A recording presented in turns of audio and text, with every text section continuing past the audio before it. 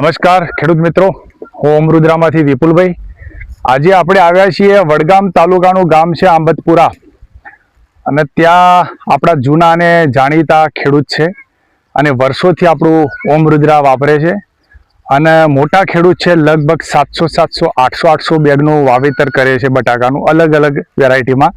તો આજે જાણીએ એમના બટાકા લાઈવ ચાલુ છે, અત્યારે પાછળ કામે લાગેલા છે માણસો, અને વીણવાનું બી ચાલુ છે. તો જોઈએ એમને રિસ્પોન્સ કેવો રહ્યો. નમસ્કાર કાકા. નમસ્કાર. હવે પહેલા તો તમે તમારો પરિચય આપો મને. હું આમદપુરા ગામનો વતની છું, આમદપુરા ઘોડિયાલ. આંબતપુરા. હા, અને તાલુકો વડગામ. ચૌધરી. મારું નામ મેઘરાજભાઈ શામળાભાઈ ભટોળ. મેઘરાજભાઈ શામળાભાઈ ભટોળ. ગામ આંબતપુરા, તાલુકો વડગામ, જિલ્લો બનાસકાંઠા. કાકા, આજની તારીખ આજ 17/2/2026. હવે આ ખેતર તમારું છે, બરાબર છે? બરાબર. તમે ઓમરુદ્રા સાથે કેટલા વર્ષથી સંકળાયેલા છો?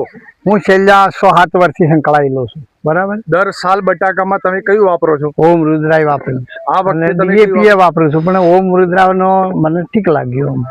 આ વખતે આ ખેતરમાં આપણે ઉભા છે, એમાં ઓમરુદ્રા વાપરેલું છે. વાપરેલું. આ પાછળ ઢગલો દેખાય છે.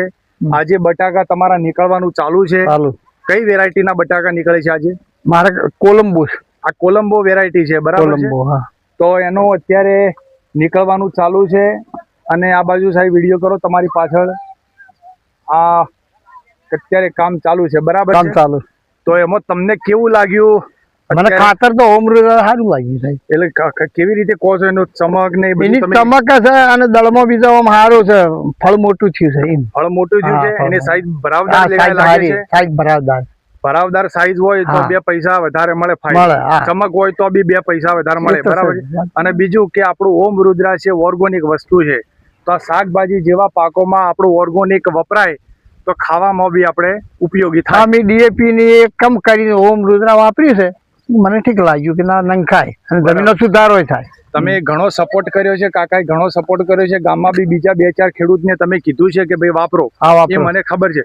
પણ હજુ બી તમારા મિત્રો, સગા સંબંધીમાં તમે કહેશો કે ઓમરુદ્રા વપરાય કે ના વપરાય? કહેવો કેમ નક્કી. હવે તમારો મોબાઈલ નંબર 9429404021.